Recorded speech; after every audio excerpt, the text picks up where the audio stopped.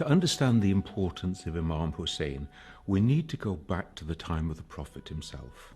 Everybody accepts that Yazid is a very bad example of Muslim life, let alone of Muslim leadership.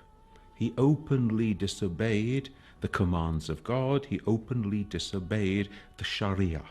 It's a crisis of leadership and a crisis of deciding how are you going to respond when injustice and tyranny is facing you. Now, we have here a hadith of Prophet Muhammad which enables us to get a sense of the importance of this. He says on one occasion, "The greatest jihad is to speak the word of truth into the face of a tyrant." This is the highest challenge to any human being, to actually face down a tyrant and not give in. So this is what's going on in the mind of Hussein in Medina with his community, and he knows that in a very short period of time he is going to be faced with the demand to make an oath of allegiance to Yazid, who he knows to be a totally unworthy person to lead the community. Something dramatic has happened in the Muslim community at this stage. We're not even yet 50 years after the death of the Prophet, and we are about to see the Prophet's own grandson being massacred. The night before the battle, Imam Hussein gathers together his people and says to them, "Look, tomorrow we're going to be attacked. Please, it's me they want. Go away, leave." And they respond, "We won't go, we will stay, we will die with you." And now we see another huge human dimension of the question. What do you do if you are the supporter of an upright, honest, just person who is facing injustice?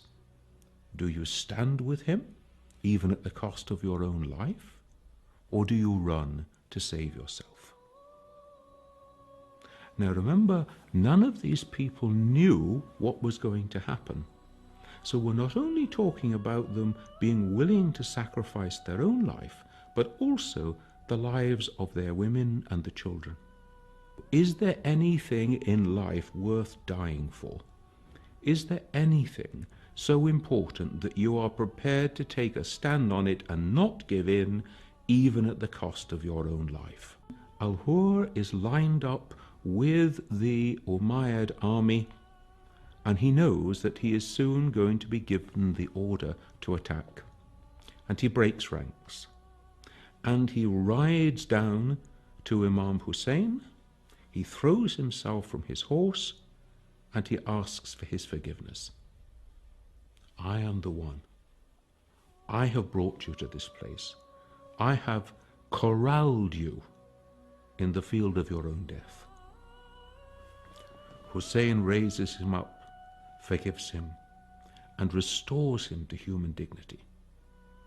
Imagine the spiritual strength of one who will raise up the person who has brought him to the point of oppression.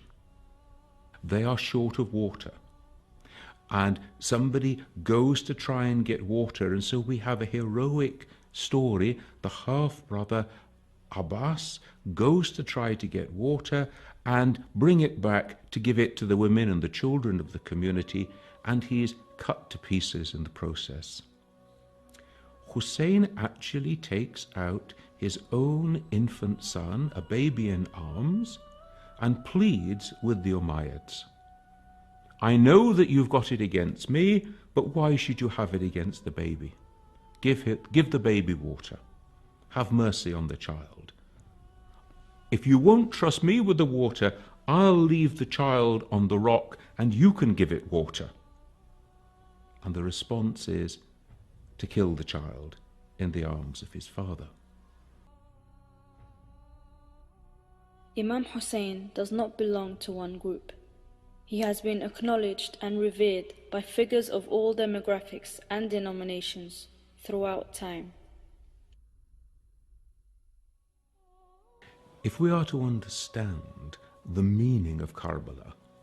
We need to take it out of an Iraqi context, out of a Shia context, out of a Muslim context, and to see it as a piece profoundly of human drama.